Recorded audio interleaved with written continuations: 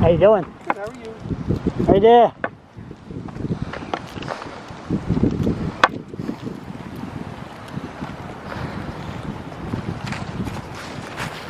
Incredible. I just seen a pastor.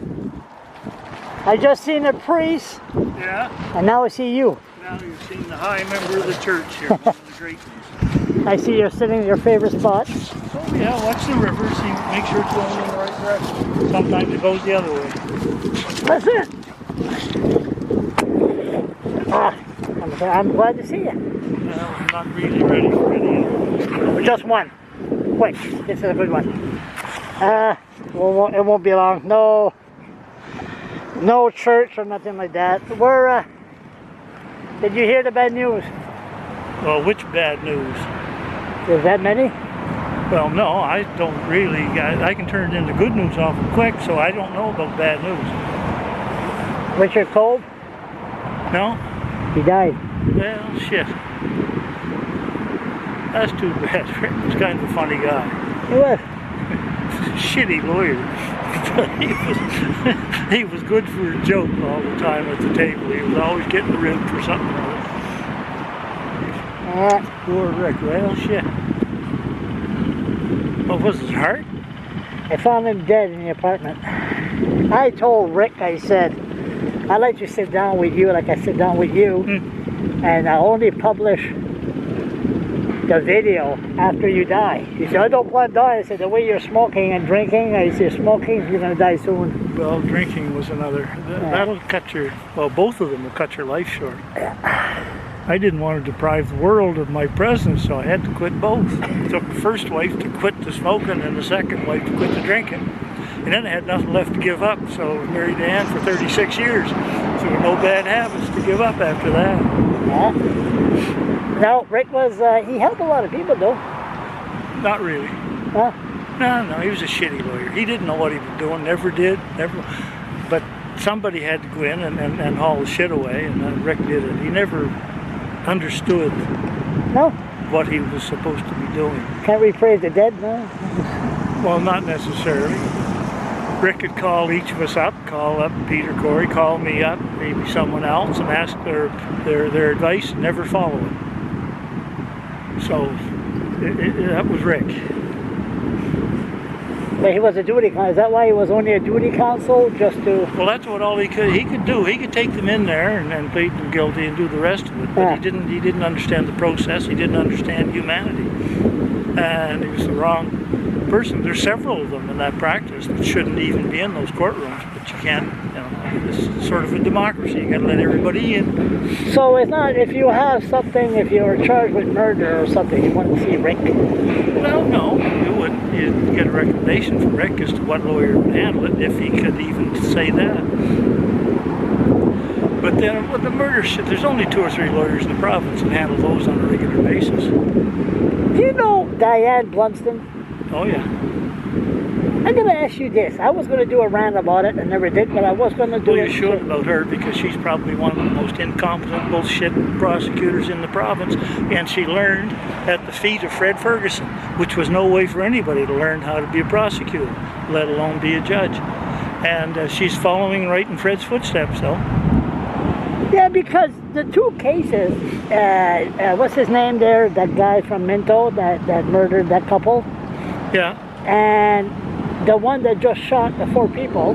Yeah, my granddaughter was assisting. She's in law school. My granddaughter, she was assisting. And Blunston was the prosecutor. Blunston was the prosecutor. And so they both lost. They both lost. So why do they have her there?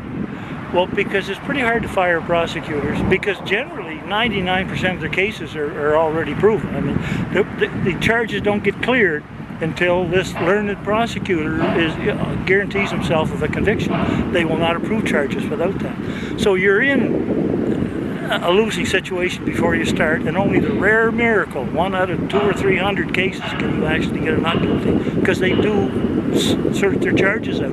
So an incompetent prosecutor gets along better than an incompetent defense lawyer, because theirs is already laid out. The police know what to say, the judge knows they're part of the script, and the prosecutor just stands up and has got the file, just asks the questions to prove the case. So you don't have to be all that smart to be a prosecutor. But damn it, you've got to be smart to come up and say something good about some of the people I trekked into court with. There's no script for that. So like you always said, nothing wrong with our justice system, just the humans. Just the humans running it. Oh yeah. Oh no, that's it. Some of us, you know, Peter Corey is a gem in there, and even Doug Smith in his way is a gem, and the guys that work for legal aid, they know their business. They know what to do. They know the people involved, the judges. They know what's coming with it, and you can pretty well advise people. But you face the Blunstons of the world just saying, I'm going to make their day about as miserable as I can do it. The only reason I went to North Shore with Fred in there, they said that miserable bastard is going to get his guilty, but he's going to earn it. That's too bad. No, so that Blunston is a high-profile case. Why the hell would they put her there? How come they can't get a prosecutor? Because they think she learned at the feet of Fred Ferguson she's got to be a damn good prosecutor. That's how crazy that system is. Anyway, well, Fred screwed up that case originally of the police shooter. You know, and I mean, I have no sympathy for the guy, but he's crazy. And who is that? The murderer, the guy that shot the two police officers and the other two people. Yeah. He was a mental case, and it was rightly decided to be a mental institution. That wasn't a criminal act. It was planned ahead. I don't know. That's what some witnesses were supposed to be called, and they weren't called. Yeah, well, I could tell you, if it was planned ahead, the assholes on the prosecution side would have had them there, because they're not prosecutors, they're persecutors. They're supposed to be presenting all the evidence going there, and they shy away from evidence that would tend to show not guilty. So it's supposed to be the evidence that they will... And it is, except the prosecutors think it's the guilty. Yeah, so how come they always put me in court? How come what? They always drive me in court. When did they ever drag you into court? Well, outside of righteously for not wearing a helmet. Other than that, nothing happened to you in court. You're pretty lucky. They should have thrown you in jail years ago. Why? For being a pest. Pest? What's that? Is it a law? Is it the... Right at the first page of the criminal code, it says, thou shalt not arrest people for being a pest unless it's Charles LeBlanc. Right in the code is right in there. First. And then God just rang the door, rang the bell, so you and Danny Waters and the God together. That didn't come out right, sorry. But anyway, Rick Cove, last word.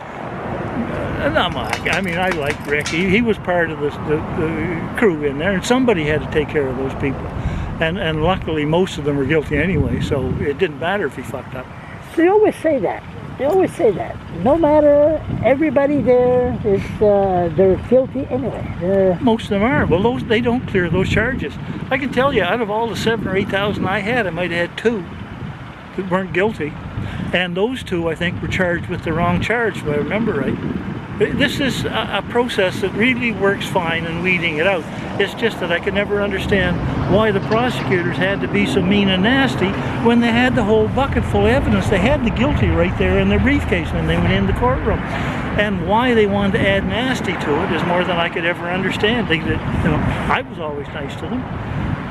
One last word. Right. Sorry. What about the people that don't have the right to show up in court? They just talk Everybody to them. has the right to show up in court. They just put them in a jail cell, give them a phone, and they connect by through the jail cell. Yeah. They don't show up in person. Well, they don't have to. Why in hell would somebody want to show up in court? That's the most mind-boggling place for any human being to go in. Totally undignified. Get some fresh air? They peel the humanity right away from you. They treat you like a dog in there. Why would anybody want to show up as a defendant in a criminal court? I was just happy to be there because it gave me something to rant about and shake my fist at authority. But really, if I could have not had my clients show up, I would have preferred that. So you think it's right that somebody could stay in the jail cell for a year and then somebody, you'll show up in court when it's your trial? Well, generally that doesn't happen, and if this is a case because in of Corona. If there was a chance for that person to go to jail, they will get counsel.